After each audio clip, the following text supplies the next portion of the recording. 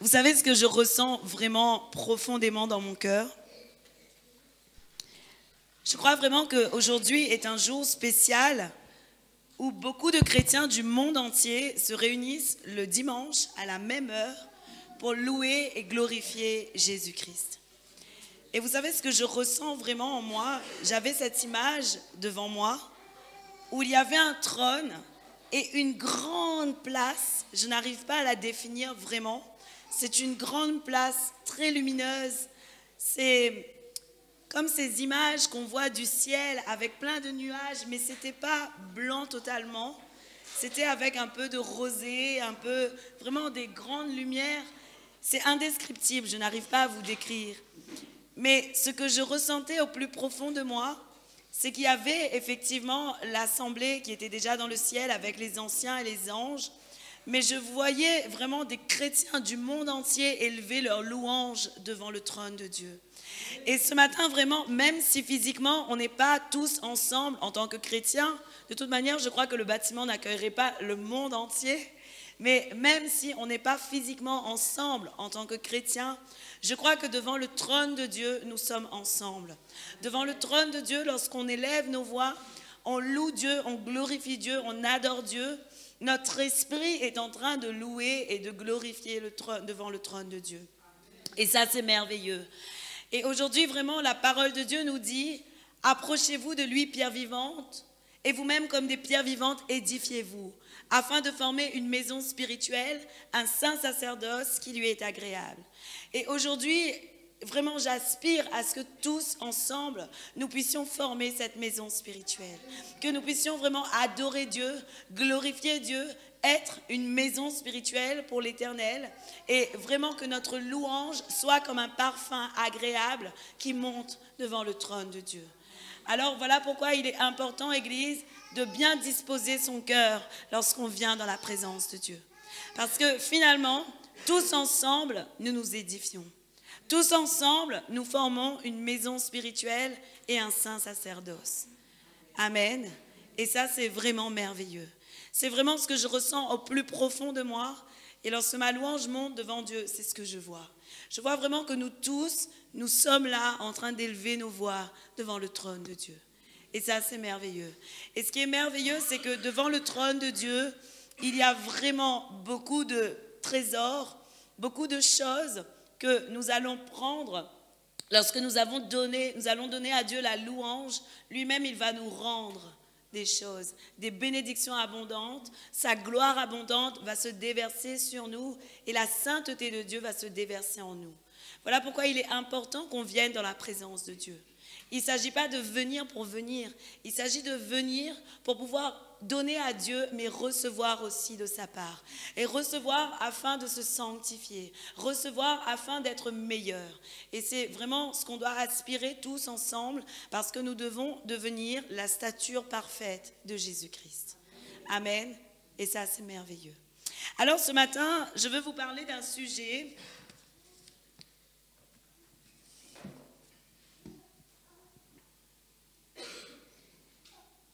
selon Genèse 18,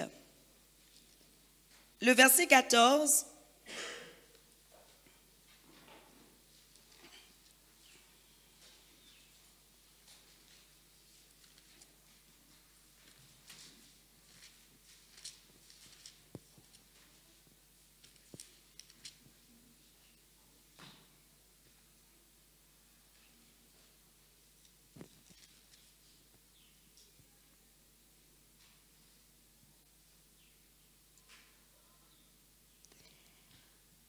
je vous lis ma version, la version seconde 21, et puis je vous dirai ensuite la version parole de vie. La Bible nous dit, y a-t-il quoi que ce soit d'étonnant de la part de l'Éternel? Dans la version parole de vie, la Bible dit, y a-t-il quoi que ce soit qui soit de trop extraordinaire pour l'Éternel? Et en réalité, nous connaissons cette histoire de Genèse 18, où Dieu avait dit que Sarah allait avoir un fils. Et à ce moment-là, lorsque les serviteurs de Dieu étaient venus pour annoncer à Abraham que Sarah allait avoir un fils, Sarah, ce qu'elle a fait, c'est qu'elle a ri. En elle-même, elle n'a pas cru vraiment en la promesse de Dieu et en ce que Dieu avait dit. Et la parole de Dieu nous dit qu'à ce moment-là, le serviteur de l'Éternel avait dit, mais y a-t-il quoi que ce soit de trop extraordinaire pour l'Éternel? En gros, est-ce qu'il y a quelque chose que l'Éternel ne peut pas faire? Et la parole de Dieu nous dit, selon Éphésiens 3, le verset 20, que Dieu est capable de nous donner au-delà de ce que nous osons espérer, demander ou penser. Ce que la parole de Dieu nous dit, c'est que parfois nous-mêmes, on pense qu'on n'ose pas demander à Dieu des choses parce que vraiment on ne sait pas et on n'a pas l'assurance qu'il est capable de nous donner cette chose. Mais en réalité, Église, je veux vraiment que nous puissions comprendre que nous avons un Dieu de victoire, que nous avons vraiment un Dieu de gloire et que nous avons un Dieu qui est capable de faire toutes choses et au-delà de nos espérances même. Alors aujourd'hui, Église, je veux vraiment vous dire qu'il y a cependant parfois des attitudes en nous qui font que nous ne recevons pas ce que le Seigneur a pour nous.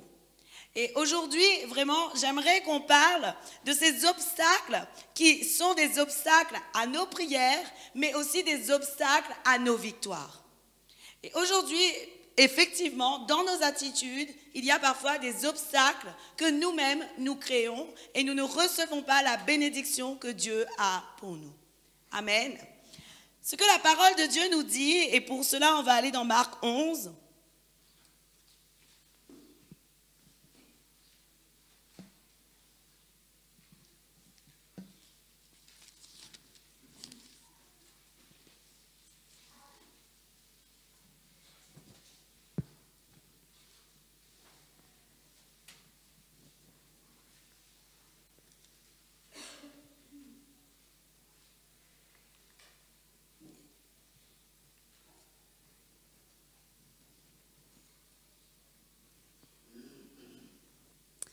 À partir du verset 24.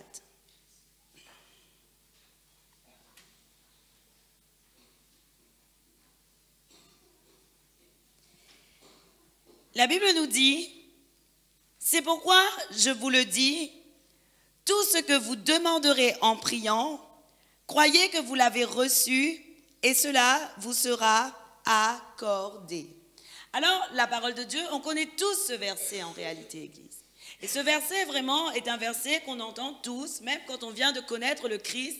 C'est un verset, je crois, qu'on entend tous et sur lequel vraiment on s'appuie tous. Mais parfois, avec la durée du temps, les années qui passent et le cheminement que l'on a et qui est parfois difficile avec Dieu, ce verset est souvent oublié. Et aujourd'hui, je crois qu'il est temps vraiment de se souvenir de ce verset et de ce que le Seigneur nous dit à travers cette parole. La parole de Dieu te dit, tout ce que tu demanderas en priant, crois que tu l'as reçu. Alors, Église, l'un des obstacles que je pense vraiment réel à notre prière, l'un des obstacles, c'est l'absence de demande. La parole de Dieu nous dit, tout ce que tu demandes au nom de Jésus-Christ, crois que tu l'as déjà reçu. Alors, il y a deux obstacles au travers de ce verset. Ce verset n'a pas d'obstacle, mais nous créons des obstacles. Alors, il y a l'absence de demande, mais il y a aussi l'absence de foi. Alors, des fois, nous, on pense, mais Dieu sait déjà ce que je veux. Et en réalité, dans nos cœurs, on a des intentions, on a des besoins, mais on n'ose pas exprimer à Dieu ce qu'on veut recevoir. Mais la parole de Dieu te dit aujourd'hui, tout ce que tu demanderas en mon nom, crois que tu l'as reçu. C'est exactement l'histoire de l'aveugle où Jésus-Christ lui a dit, mais que veux-tu que je fasse pour toi? Jésus-Christ attendait donc qu'il puisse demander quelque chose à Jésus, oui ou non? Selon vous, est-ce que Jésus n'était pas déjà au courant de ce que l'aveugle voulait qu'il fasse pour lui? Et bien sûr que si. Jésus-Christ était au courant de ce que l'aveugle attendait de lui. Mais il voulait que la demande soit faite par l'aveugle, afin qu'il puisse vraiment actionner lui-même sa foi, Église. Et aujourd'hui, il est temps de comprendre que si tu ne fais pas de demande à Dieu, parfois, ça peut être un obstacle dans ta vie. La Bible nous dit aussi, croyez que vous l'avez déjà reçu. Et la parole de Dieu nous dit, sans la foi, selon Hébreux 11, le verset 6, sans la foi, il est impossible d'être agréable à Dieu. Ce qui veut dire, Église, que l'absence de foi est aussi un obstacle à l'accord, à l'exaucement de ta prière, Église. Et aujourd'hui, tu dois commencer à comprendre que si je ne demande rien à Dieu, et si je demande et que je ne crois pas, malheureusement, ça ne fonctionne pas. Aujourd'hui, tu peux demander tout à Dieu selon sa volonté. Et voilà pourquoi il est vraiment important de reconnaître la volonté de Dieu pour ta vie. Mais je crois que lorsque tu demandes la guérison, lorsque tu veux la guérison, je crois que la volonté de Dieu est que tu sois guéri, Église. Lorsque tu demandes la délivrance, je crois que la volonté de Dieu est que tu sois délivré. Lorsque tu veux être séparé d'un péché, je crois que la volonté de Dieu est vraiment que tu sois séparé de ce péché. Parce que Dieu ne peut pas s'unir au péché. Dieu ne veut pas non plus que tu sois malade. Dieu ne veut pas non plus que tu sois empris d'un esprit impur. Dieu veut que tu sois délivré. Dieu veut que tu sois libre, Église. Mais nous, des fois, on pense, mais peut-être que le Seigneur veut que je sois dans cet état. Mais en réalité, il est temps que tu comprennes la volonté de Dieu pour ta vie. Dieu veut que tu sois bien portant, Dieu veut que tu sois fort, Dieu veut que tu sois solide, Dieu veut que tu sois ferme et Dieu veut que tu sois déterminé. Et la réalité des choses est que c'est la volonté de Dieu pour ta vie et que tu sois vraiment un être qui puisse manifester la gloire de Dieu dans sa vie. Et aujourd'hui, tu dois commencer à comprendre que parfois, malheureusement, ton attitude crée un obstacle à l'exaucement de ta prière. Et si on continue ce verset, Église, la Bible nous dit, selon le verset 25 et 26, « Et lorsque vous êtes debout pour prier, si vous avez quelque chose contre quelqu'un, pardonnez-lui afin que votre Père céleste vous pardonne vous aussi. Mais si vous ne pardonnez pas, votre Père céleste ne vous pardonnera pas non plus vos fautes. » Alors je crois qu'on entend souvent ce verset, mais je crois qu'on ne saisit pas l'importance du manque de pardon. Malheureusement, Église, lorsque tu manques de pardon et lorsque tu ne veux pas pardonner à une situation, tu risques de ne pas recevoir ta guérison. Tu sais pourquoi? Parce que Dieu est miséricorde. Et comme Dieu est miséricorde, lui, même ton pire ennemi, il va lui pardonner ses fautes s'il se repent. Et aujourd'hui, tu dois commencer à comprendre qu'en réalité, toi-même, en tant qu'enfant de Dieu, en tant que serviteur de Dieu, tu dois commencer à vraiment faire preuve de miséricorde envers les autres. Si malheureusement, tu ne fais pas preuve de miséricorde envers les autres, désolé de te dire, peut-être que la guérison est déjà là. Peut-être que la guérison est déjà envoyée sur ta vie. Dieu a déjà confessé la guérison sur ta vie, mais tu n'arrives pas à la saisir parce que dans ton cœur, il y a un manque de pardon. Et aujourd'hui, tu dois commencer à comprendre que je dois vraiment absolument pardonner à celui qui m'a fait du mal. Et en réalité, Église, sache que de toute manière, nous avons un Dieu juste. Et chacun de nous, nous aurons la récolte de ce que nous aurons fait. Donc, tu ne dois pas chercher à ce que l'autre va devenir, tu ne dois pas chercher à ce que l'autre va faire, tu ne dois pas chercher à s'il va mieux réussir que toi ou non, mais tu dois chercher à travailler pour ton salut, à travailler pour tes victoires et à travailler pour tes gloires. Et nous, bien souvent, on cherche à regarder aux situations des autres. Et malheureusement, Église, je crois fermement que ce sont des obstacles à notre vie de foi. Ce sont des obstacles réels à notre vie de prière et ce sont des obstacles réels à notre relation avec Dieu. Le manque de foi est un obstacle. Vous savez, c'est exactement comme un père qui promet quelque chose à son fils et à chaque fois son fils est là et dit « Mais tu es sûr papa que tu vas me donner ?» À un moment donné, en tant que père, ça va t'énerver. Tu vas lui dire « Mais oui, je te l'ai dit, est-ce que tu n'as plus confiance en moi ?» Et pour Dieu, c'est la même chose.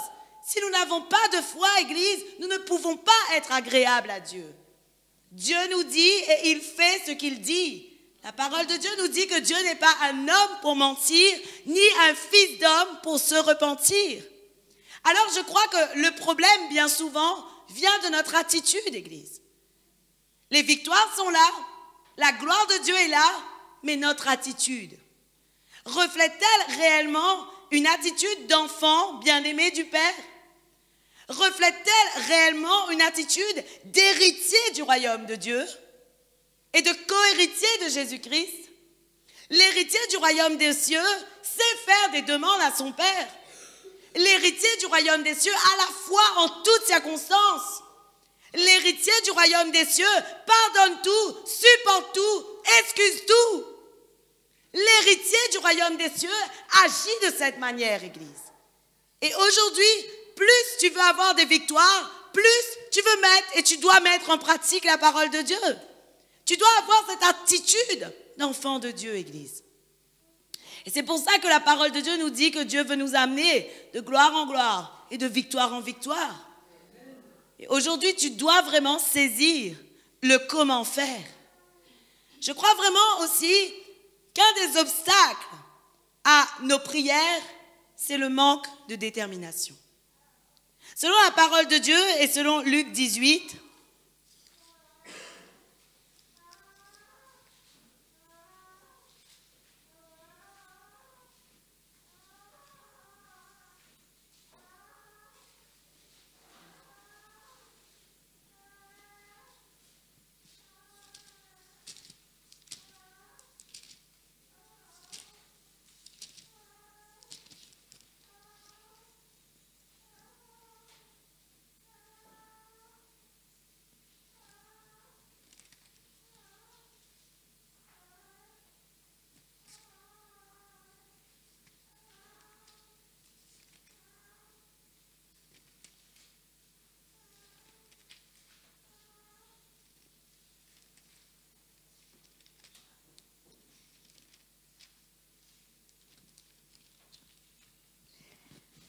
à partir du verset 38.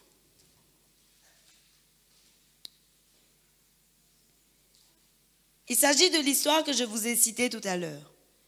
C'est l'aveugle de Jéricho, où la parole de Dieu dit « Alors il cria, « Jésus, fils de David, aie pitié de moi. » Ceux qui marchaient devant le reprenaient pour le faire taire, mais il criait beaucoup plus fort.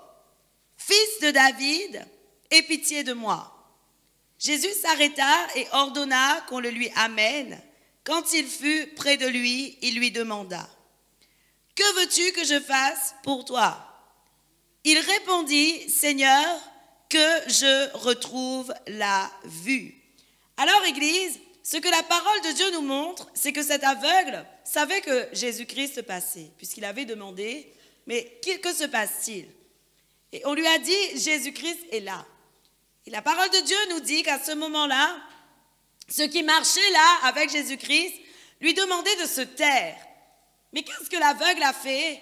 Lui, au lieu de se taire, il a crié plus fort. Et aujourd'hui, Église, nous avons des situations des fois dans nos vies qui sont les mêmes.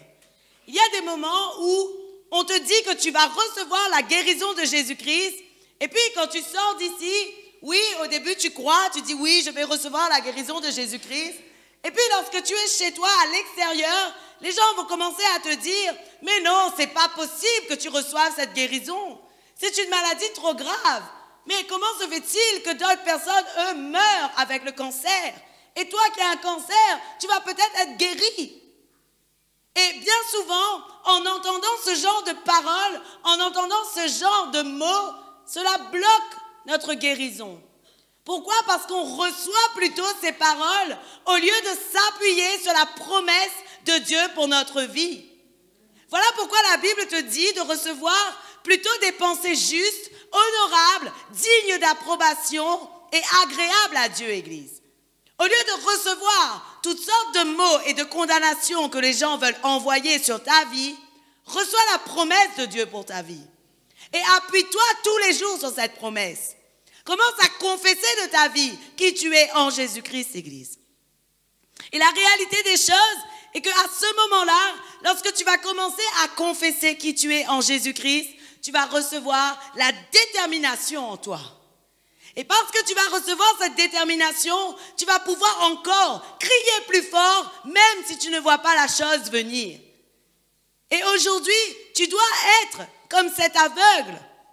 Même si les situations de sa vie ou les gens autour de lui ont voulu le faire taire, il a continué à crier « Jésus, fils de David, sauve-moi » Et aujourd'hui, Église, tu dois être comme cet aveugle. Tu dois crier à Jésus avec détermination. Même si les situations et les circonstances t'empêchent de voir l'accomplissement de la parole de Dieu, crie encore. La Bible dit, selon Luc 18, et plutôt au début, il y a cette histoire, et on ne va pas la lire, mais je vais vous la raconter, cette histoire du juge et de la veuve.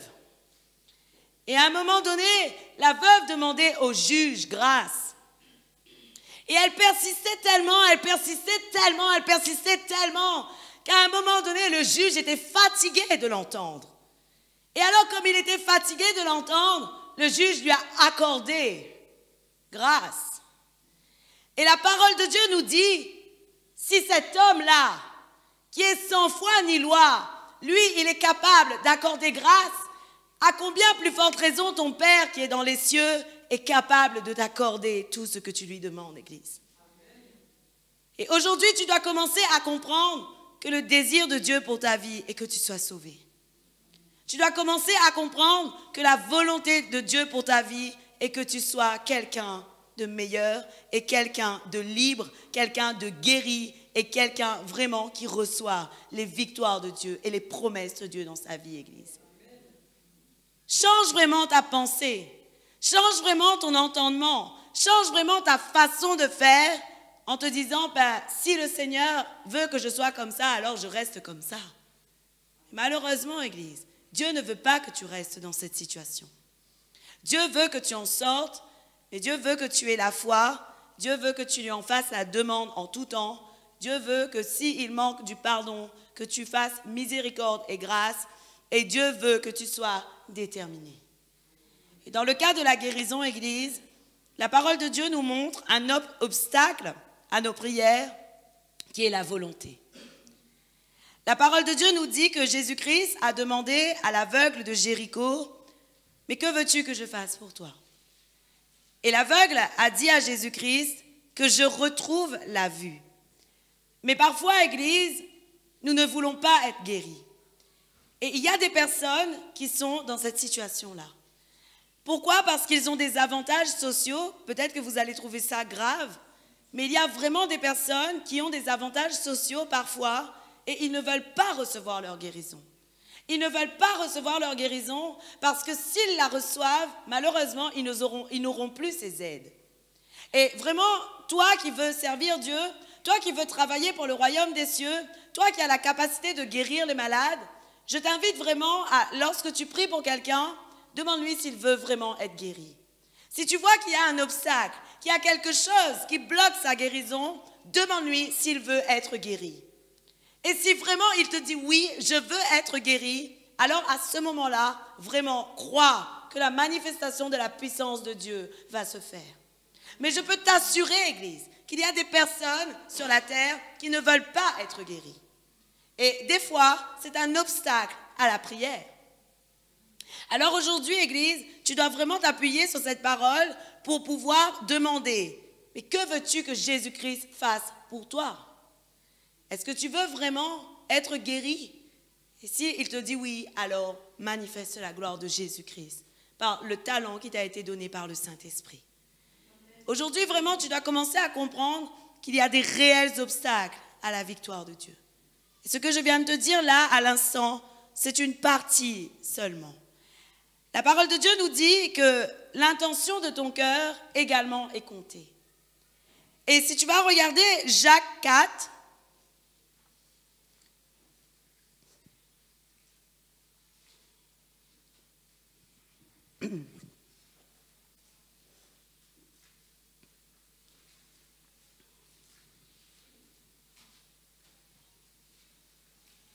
à partir du verset 2.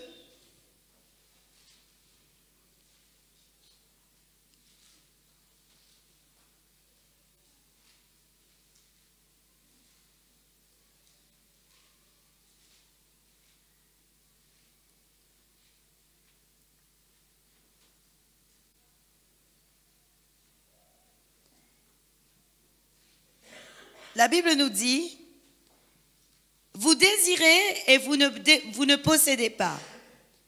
Vous êtes meurtriers et jaloux et vous ne pouvez rien obtenir. Vous avez des luttes et des conflits. Vous ne possédez pas parce que vous ne demandez pas. Ce que je vous ai dit tout à l'heure. Vous ne possédez pas parce que vous ne demandez pas. Donc la demande auprès de Dieu est vraiment comptée. Et le verset 3 dit, mais quand vous demandez, et là c'est l'intention de ton cœur, Église, qui compte et qui peut faire obstacle à ta vie. Il dit quand vous demandez, vous ne recevez pas parce que vous demandez mal dans le but de satisfaire vos passions. En réalité, Église, effectivement on peut demander tout à Dieu. Mais il y a des demandes qui ne nous seront pas accordées parce que ces demandes sont dans le but de satisfaire nos passions. Et au lieu de nous ramener vers Dieu, au lieu de nous ramener vers Jésus-Christ, si nous recevons la chose, elle va plutôt nous éloigner de Dieu. C'est exactement comme si je dis demain matin, Seigneur, je voudrais avoir un jet privé, une grande maison, partir loin de tout ça et arrêter la situation dans laquelle je suis. Mais pensez-vous que si le Seigneur m'a donné une église à m'occuper et vraiment à aider le peuple de Dieu, pensez-vous qu'il va m'accorder un jet, aller loin de tout, sortir de là pour que je puisse être tranquille sur une île déserte? Réellement, ce n'est pas la volonté de Dieu pour ma vie. La volonté de Dieu pour ma vie est totalement différente. Et ce serait plutôt égoïste de ma part de demander cela à Dieu, Église. Et en réalité, il y a effectivement, bon, si tu veux avoir un jet, tu peux demander à Dieu un jet, il n'y a pas de problème là-dessus et sur la demande. Mais ce que je veux vous dire, c'est que parfois, il y a des situations et des circonstances que nous demandons, mais qui ne sont pas correctes pour nos vies. Et au lieu de nous faire avancer, elles vont nous faire nous éloigner de Dieu. Et voilà pourquoi, lorsque tu continues à lire Jacques 4, mais on ne va pas le faire aujourd'hui, la Bible dit qu'on ne peut pas aimer le monde et à la fois aimer Dieu. Il y a des choses qu'on ne peut pas demander à Dieu parce que ça nous ramènerait trop dans le monde, Église. Et aujourd'hui, vraiment, tu dois commencer à chercher l'intention de Dieu pour ta vie en tant que serviteur. Et lorsque tu trouves l'intention de Dieu pour ta vie et la volonté de Dieu pour ta vie, à ce moment-là, tu pourras vraiment faire des demandes à Dieu conformes à sa parole. Et ça, c'est merveilleux, Église. Alors aujourd'hui, je peux te dire que dans la situation dans laquelle tu es, aujourd'hui, si tu as des situations où tu as des enfants rebelles, si tu as des situations où tu as des malades ou des maladies, si tu as des situations où tu as besoin de délivrance, je peux te dire réellement que ça, c'est la volonté de Dieu pour toi. Et Dieu veut changer ces situations. Dieu veut changer ces situations et tu peux recevoir réellement la gloire de Dieu dans ta vie en mettant en pratique la parole, en faisant ta demande, en ayant la foi, en accordant le pardon, en étant déterminé, en ayant la volonté et en ayant un cœur sincère dans tes demandes devant Dieu et de bonnes intentions, Église. Si tu as tous ces ingrédients, je crois vraiment que ta parole, ta prière sera accordée. Aujourd'hui, je veux vraiment que tu saisisses cette parole, que tu saisisses vraiment ces versets dans ton cœur, afin de comprendre que la parole de Dieu te dit « Et tout ce que vous demanderez en mon nom, croyez que vous l'avez reçu. » Alors aujourd'hui, Église, si tu as fait une demande à Dieu et qu'elle ne s'est pas encore réalisée, continue à demander. Sois encore déterminé. Continue vraiment à dire et à déclarer « Je crois que la volonté de Dieu pour ma vie est que ma famille soit sauvée. Je crois que la volonté de Dieu pour ma vie est que je sois guéri. Je crois que la volonté de Dieu pour ma vie est que je sois délivré. Et aujourd'hui, tu dois commencer à confesser de bonnes choses sur toi, Église. Église, la parole de Dieu nous montre que alors qu'Abraham était encore Abraham, Dieu avait dit à Abraham, maintenant je t'appellerai Abraham. Et lorsqu'il a appelé Abraham, la parole de Dieu nous dit que Abraham signifiait père d'une multitude. Dieu commençait à déclarer à Abraham qui il allait être. Et aujourd'hui, toi aussi, tu dois commencer à déclarer dans ta vie qui tu es, afin de ne plus avoir d'obstacles aux situations de ta vie et récupérer les promesses que Dieu te fait.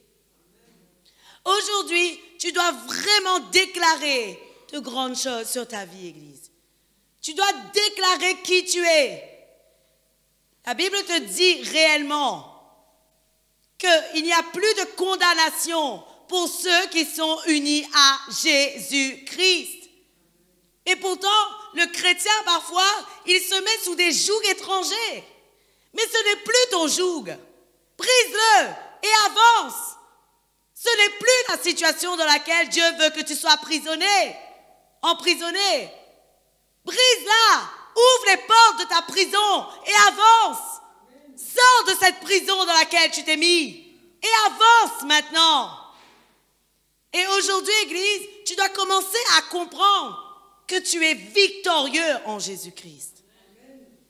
Il y a un autre obstacle, Église, à la victoire de Dieu dans notre vie, et c'est la désobéissance. La parole de Dieu nous montre que la désobéissance, la protestation, l'insoumission et le murmure t'empêchent de recevoir les victoires de ta vie. Il y a vraiment ces 4 choses que tu dois commencer à comprendre qui font obstacle à ta vie de foi, qui font obstacle à ta vie de serviteur de Dieu. Si tu regardes la parole de Dieu et Nombre 14, Église,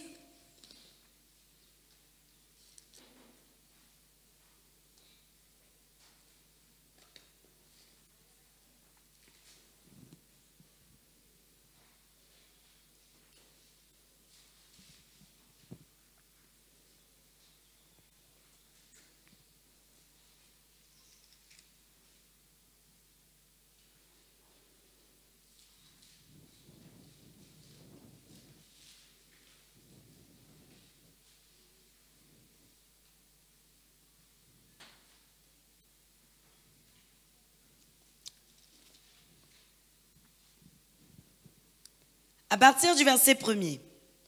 Je vous lis rapidement tout ce chapitre. Toute l'assemblée se souleva et poussa des cris, et le peuple pleura pendant la nuit.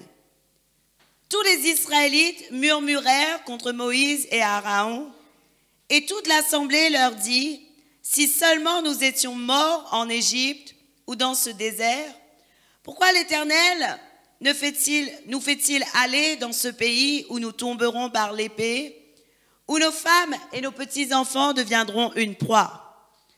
Ne vaut-il pas mieux pour nous retourner en Égypte? » Et ils se dirent l'un à l'autre, « Nommons un chef et retournons en Égypte. » Moïse et Aaron tombèrent le visage contre terre devant toute l'assemblée réunie des Israélites. Membres de l'équipe qui avait exploré le pays, Josué, fils de Noum, et Caleb, fils de Jéphuné, déchirèrent leurs vêtements et dirent à toute l'assemblée des Israélites, « Le pays que nous avons parcouru pour l'explorer est un pays très bon, excellent. Si l'Éternel nous est favorable, il nous y conduira et nous le donnera. C'est un pays où coule le lait et le miel. Seulement, ne vous révoltez pas contre l'Éternel et n'ayez pas peur des habitants de ce pays, car nous ne ferons d'eux qu'une bouchée. Ils n'ont plus de protection et l'Éternel est avec nous. N'ayez pas peur d'eux. » Toute l'assemblée parlait de lapider lorsque la gloire de l'Éternel apparut sur la tente de la rencontre devant tous les Israélites. L'Éternel dit à Moïse, « Jusqu'à quand ce peuple me méprisera-t-il? Jusqu'à quand ne croira-t-il pas en moi? Malgré tous les signes que j'ai accomplis au milieu de lui, je le frapperai par la peste et je le détruirai. Mais je ferai de toi une nation plus grande et plus puissante que lui. » Moïse dit à l'Éternel, « Les Égyptiens ont appris que tu as fait sortir ce peuple de chez eux par ta puissance, et ils l'ont dit aux habitants de ce pays. Ils ont appris que toi, l'Éternel, tu es au milieu de ce peuple, que tu apparais visiblement, toi, l'Éternel, que ta nuée se tient sur lui, que tu marches devant lui le jour dans une colonne de nuée et la nuit dans une colonne de feu.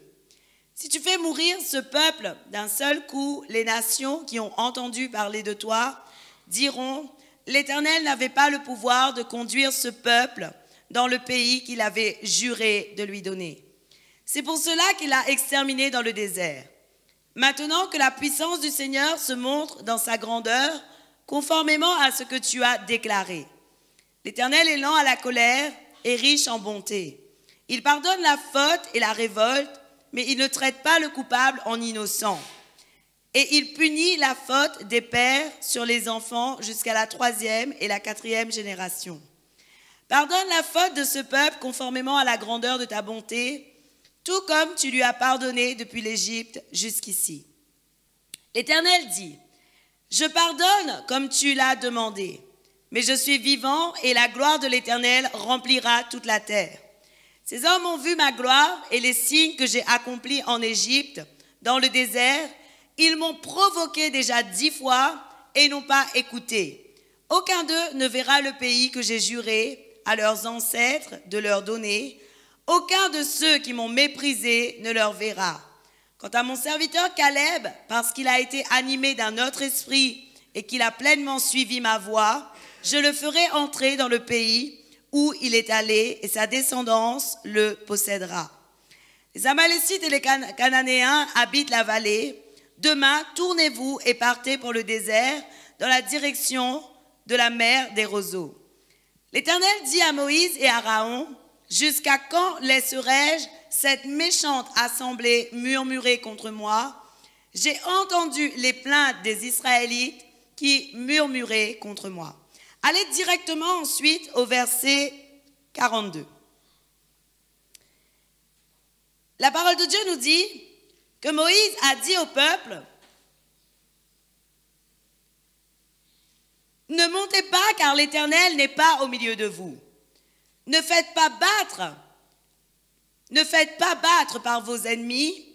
Ne vous faites pas battre par vos ennemis. En effet, les Amalécites et les Cananéens sont là devant vous et vous tomberez par l'épée. Puisque vous vous êtes détournés de lui, l'Éternel ne sera pas avec vous. » Ils s'obstinèrent à monter au sommet de la montagne, tandis que l'arche de l'Alliance et Moïse ne quittaient pas le camp. Alors, les Amalécites et les Cananéens qui habitaient cette montagne descendirent, ils les battirent et les taillèrent en pièces jusqu'à Horma. Amen. Qu'est-ce que la parole de Dieu nous dit? La parole de Dieu nous prouve que les Israélites, comme toujours, qui étaient dirigés par Moïse, ont été plutôt un peuple récalcitrant. Et ils étaient toujours là à protester contre Dieu. La parole de Dieu nous montre clairement, Moïse et Aaron faisaient réellement le travail que le Seigneur leur avait demandé. Moïse et Aaron avaient l'arche de l'Alliance. Moïse et Aaron avaient toute la promesse de Dieu. Et Dieu avait dit à Moïse et Aaron, ne vous inquiétez pas, même en Exode 14, 14, Dieu avait dit, je combattrai à votre place et vous n'aurez rien à faire. Et donc, dans toutes les situations dans lesquelles les Israélites seraient passés ou auraient à passer, l'Éternel aurait été avec eux en tout temps. Mais la parole de Dieu nous montre qu'à cause de leur mépris, à cause de leur désobéissance, à cause de leur murmure, à cause de leur protestation, Dieu n'était plus avec eux. Et à cause de cela, vous savez que pendant 40 jours, ils se sont plaints. Et puisque pendant 40 jours, ils se sont plaints, la Bible nous dit que Dieu leur a dit, un jour, Une année pour un jour de plainte veut dire que pendant 40 ans, vous allez tourner dans le désert et vous n'allez pas voir la terre promise. Et on connaît tous que le peuple d'Israël n'a pas reçu la terre promise, oui ou non? Seuls quelques-uns ont reçu. Et la parole de Dieu nous dit, Caleb était celui qui était animé d'un autre esprit et il a suivi pleinement la voie de Dieu. Alors, Église, il est temps que nous ne soyons plus un peuple qui murmure contre Dieu.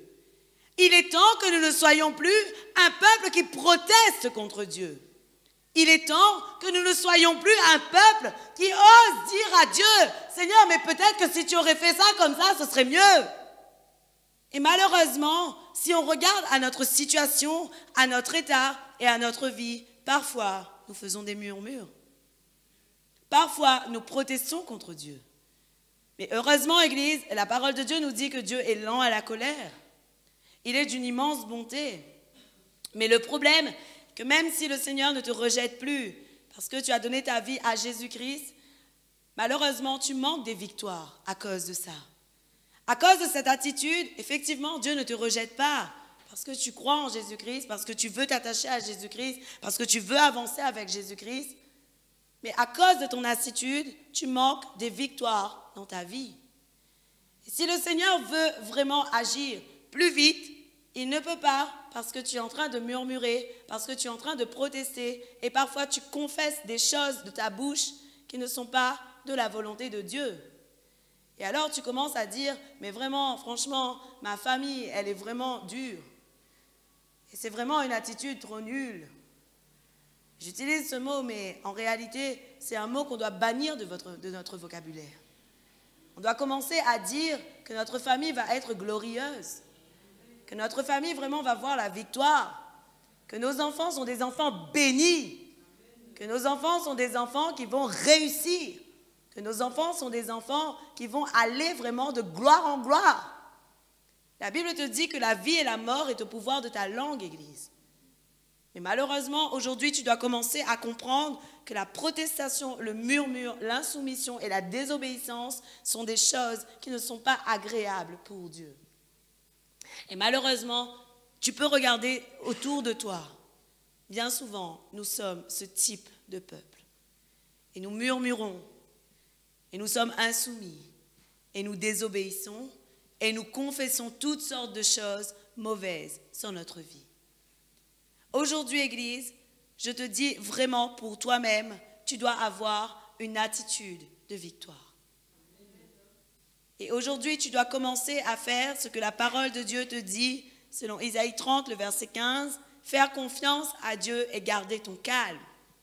Aujourd'hui, tu dois faire ce que la parole de Dieu te dit, selon le psaume 1, du verset 1 au verset 3, où la parole de Dieu dit « Heureux l'homme qui se confie en l'Éternel. Il est comme un arbre planté près d'un courant d'eau, et tout ce que fait cet homme est réussi. » Tu dois être celui qui croit en Deutéronome 28, le verset 1, qui dit que si tu mets toute la loi de Dieu en pratique, les recommandations, les prescriptions de Dieu alors, pour ta vie, tu recevras l'abondance, tu seras la tête et non la queue. Aujourd'hui, tu dois être ce peuple qui reçoit la victoire de Dieu dans sa vie, Église. Et tu peux être ce peuple en changeant quelquefois une petite attitude que toi-même, tu avais l'habitude d'avoir. Et aujourd'hui, ne murmure plus sur les décisions de Dieu. Crois simplement que Dieu est avec toi, qu'il combat pour toi et que tu n'auras rien à faire, Église. Selon Exode 14, verset 14, « Je combattrai pour vous et vous n'aurez plus rien à faire. » Alors remets tout à Dieu. Remets les situations à Dieu, remets les circonstances à Dieu et sache uniquement que si Dieu veut te bénir, personne ne peut te maudire.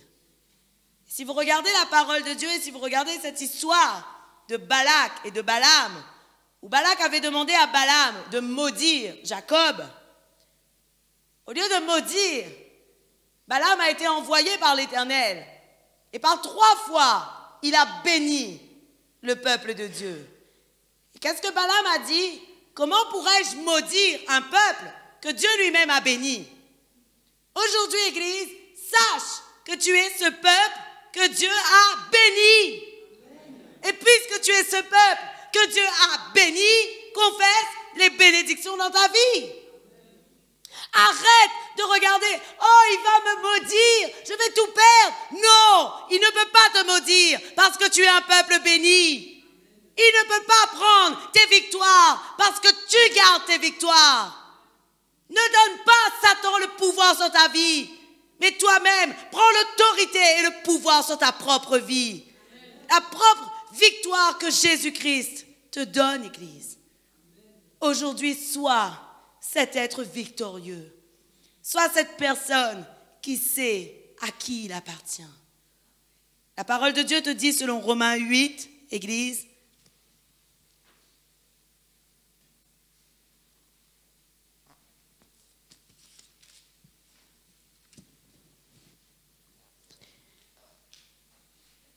le verset 31.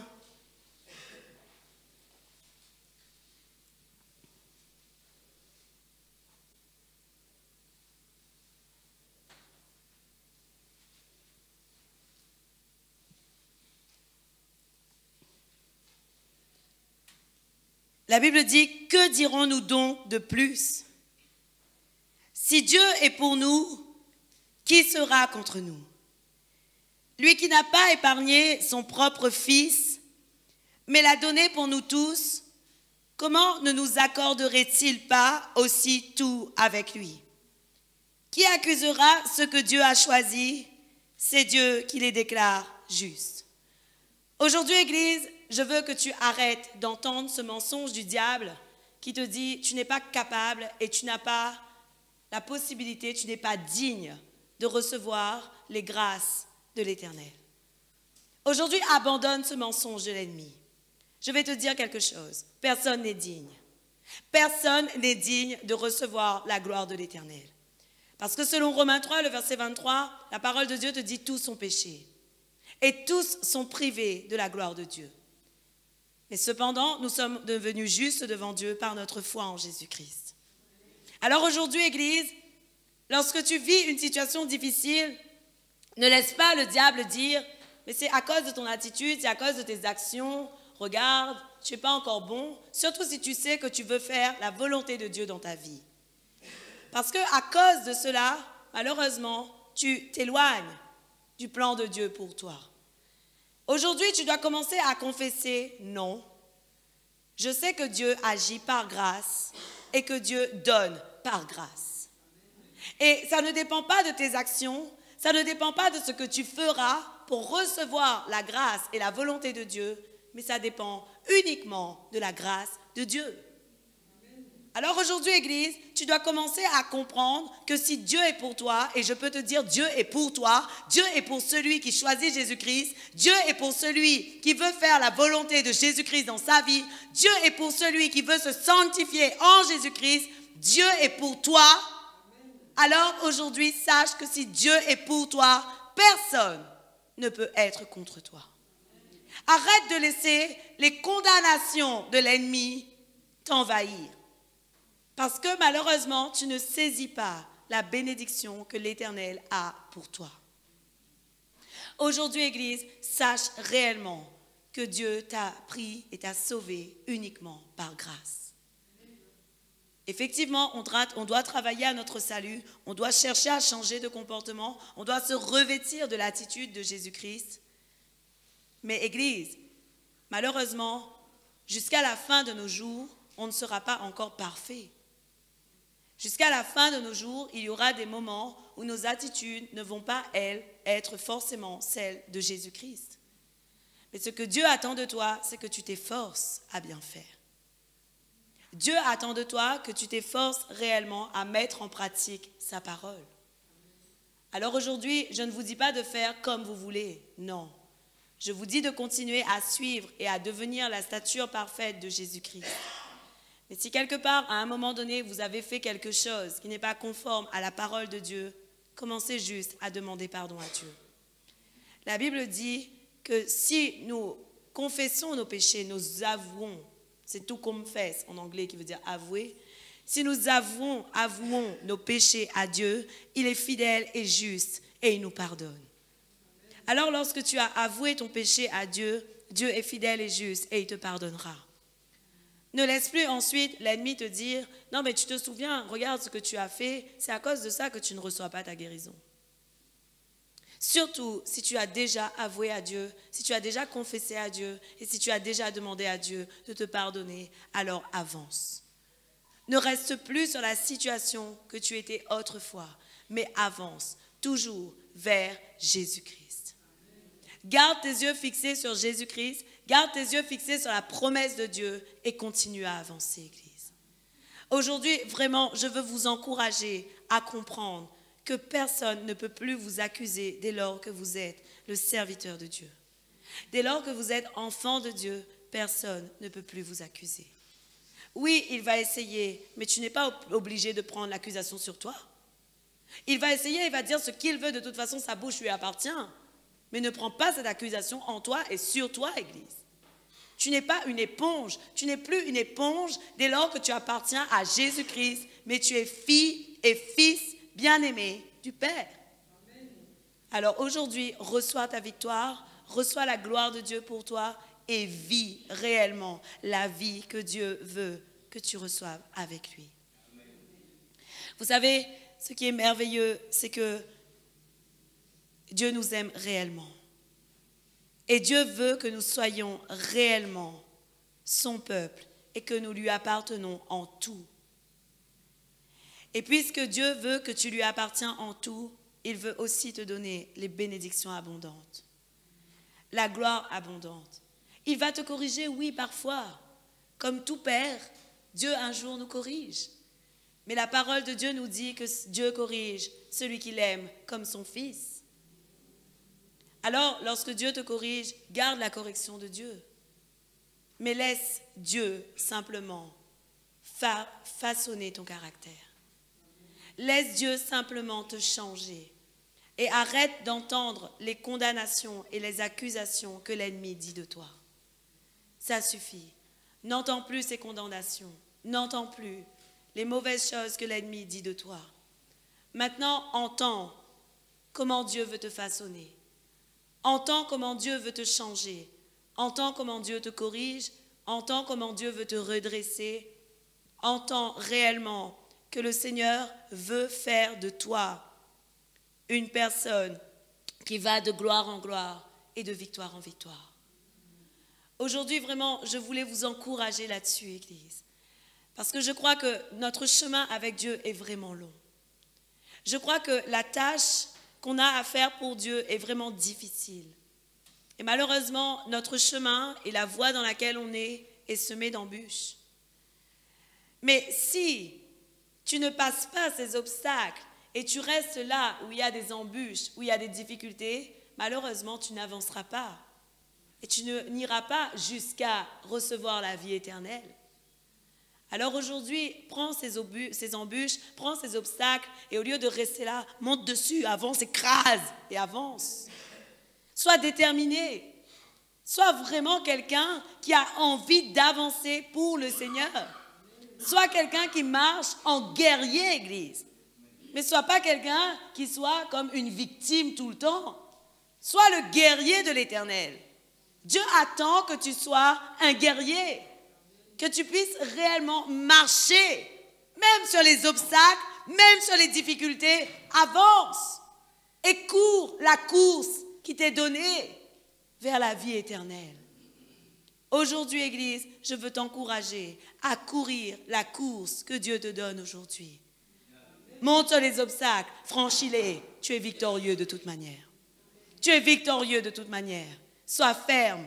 Voilà pourquoi Dieu avait dit à Josué, je te recommande d'être courageux et fort. Je te recommande d'être courageux et fort. Dieu n'a pas dit que le suivre serait facile. Dieu sait. Mais il t'a dit, viens et suis-moi. Il ne t'a pas dit que ce sera facile, mais il te dit, viens et suis-moi. Il te dit juste, viens et suis-moi. Alors aujourd'hui, avec Jésus-Christ, avance et avance de gloire en gloire et de victoire en victoire. Amen. Gloire à Dieu. Allons louer Dieu alors.